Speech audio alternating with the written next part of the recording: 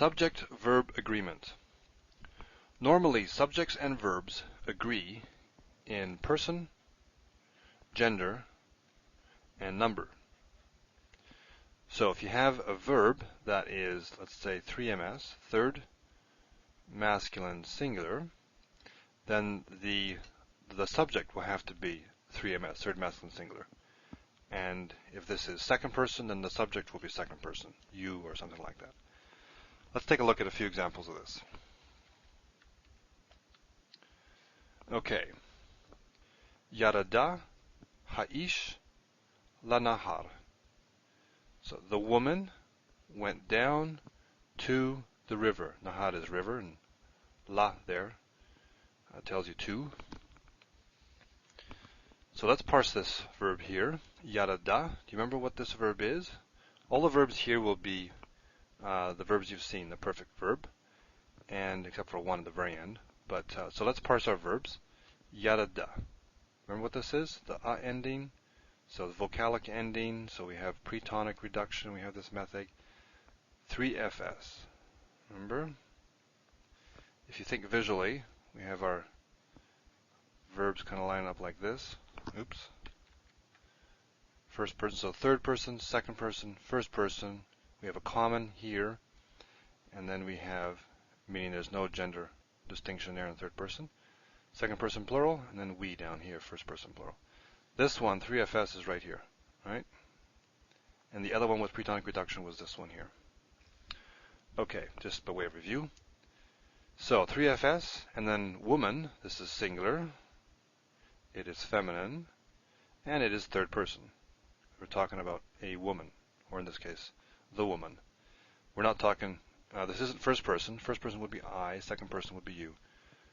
So, they match. The subject and the verb agree in person, gender, and number. Okay, here's another example. Halachu ha'anashim la'ir. So here we have the men. Halach is to go or to walk. The men walked or went to the city. So ir is city. And again, we have our verb, halachu.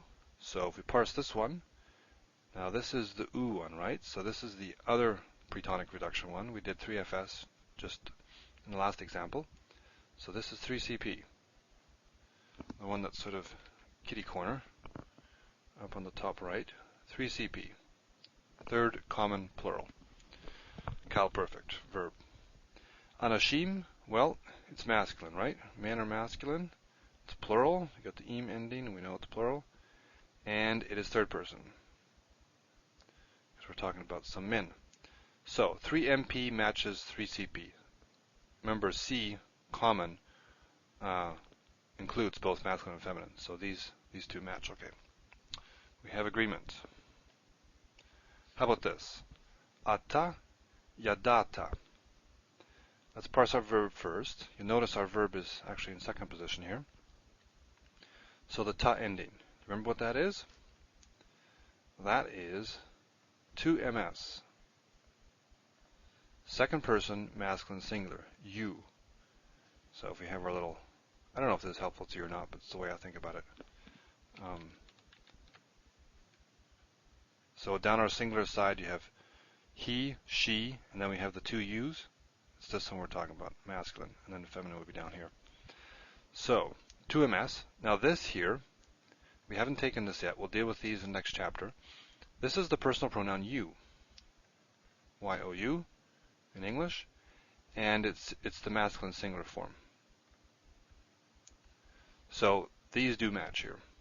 And this example was simply to show you subject-verb agreement in something other than the third person. In this case, we're dealing with second person. Okay. Now, what about this? We have halach, ha'am. Am is people, so ha'am is people with a definite article on it. Halach. Halach means to walk, and this is the form without any suffixes on it, nothing on the end. So it's 3ms, and this is 3ms. Okay? It's not plural, just third, and it's masculine, and it's singular. Okay, so no problem. The people walked, or the people went. Now, this can also, though, show up like this. Halahu ha'am. So our subject, in both cases, is 3ms. Here we have the 3CP form of the perfect. 3CP. So why do we have a singular, this is supposed to be S here, why do we have a singular subject with a plural verb? The reason is, let me just erase this here. The reason is because our subject here is a collective. It's singular, but it's really a collection of individuals, the people. So conceptually, the people could be, you could talk about it as a group, a singular group, or you could be focusing more on the fact that there are many people, many parts to this collective. There are other collective nouns as well. So one thing to remember with collective nouns is that they will sometimes take a singular verb, sometimes they'll take a plural verb. And it makes some sense because collectives have sort of a plural sense built into them as well. Okay, what about this here? Halach ha-Elohim. Here we have, again, the same verb, 3ms, third masculine singular. And here we have Elohim. Well, it's masculine. It's third person. And what is it here? Well, morphologically, it's plural. 3MP. But this is a word, this God went. This is a word that typically is used for God, as opposed to the gods. There are some cases where it is used to speak about foreign gods and a whole group of them. But generally it means just God. So what we have here is a word that is plural in form, but is singular in function. It is used as a singular. And when it's used as a singular, it generally takes the singular verb. So meaning takes precedence over form here. And words that are plural in function but singular in meaning will tend to take singular verbs. Okay. One more type of subject here. We dealt with collectives. We dealt with words that are plural in form but singular in function. Here we have a collective or a compound subject. Okay. Moshe v'Aharon. Moses and Aaron. So we have two people, a compound subject. And it takes a plural verb, which is not surprising. We have a plural subject because there's two individuals, and we have a plural verb. Halahu. This is 3CP. However, compound subjects can sometimes take a singular verb. So if you have two or more subjects grouped together, it can take a plural or it can take a singular.